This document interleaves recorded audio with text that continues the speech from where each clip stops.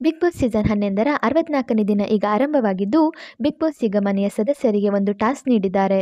ಮನೆಯ ಸದಸ್ಯರು ಈಗ 2 ಟಿವಿ ವಾಹಿನಿಗಳಾಗಿ ಚಟುವಟಿಕೆ ಮಾಡಲಿದ್ದಾರೆ.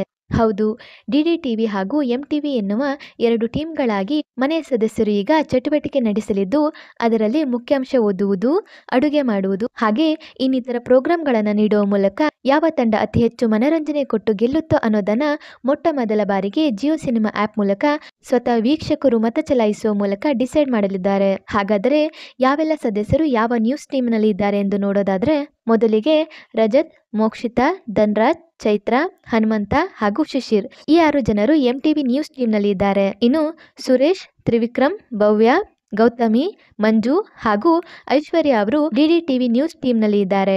ಹೌದು, ಮನೆಯ 12 ಸದಸ್ಯರು ಈಗ 2 ಟೀಮ್ಗಳಾಗಿ ವಿಂಗಡಣೆಯಾಗಿದ್ದು, ಇವರಲ್ಲಿ ಯಾವ ಟೀಮ್ ಅತಿ ಹೆಚ್ಚು ಮನರಂಜನೆ ಕೊಡುವ ಮೂಲಕ ವಿನ್ ಆಗುತ್ತೆ ಅನ್ನೋದನ್ನ ಮುಂದಿನ ವಿಡಿಯೋದಲ್ಲಿ ತಿಳಿಸ್ಕೊಡ್ತೀನಿ.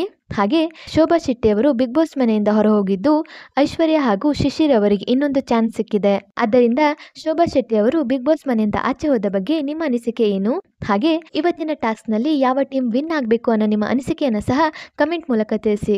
ಹಾಗೆ ಈ ವಿಡಿಯೋ ನಿಮಗೆ ಇಷ್ಟ ಆಯಿತು ಅಂದರೆ ಈ ವಿಡಿಯೋಗೊಂದು ಲೈಕ್ ಮಾಡಿ ಮತ್ತು ಶೇರ್ ಮಾಡಿ. ಮತ್ತು ನೀವು ನಮ್ಮ ಯೂಟ್ಯೂಬ್ ಚಾನಲನ್ನು ಇದುವರೆಗೂ ಸಬ್ಸ್ಕ್ರೈಬ್ ಮಾಡಿಲ್ಲ ಅಂದರೆ ಈಗಲೇ ಸಬ್ಸ್ಕ್ರೈಬ್ ಮಾಡಿ. ವಿಡಿಯೋ ನೋಡಿದ್ದಕ್ಕೆ ಧನ್ಯವಾದಗಳು.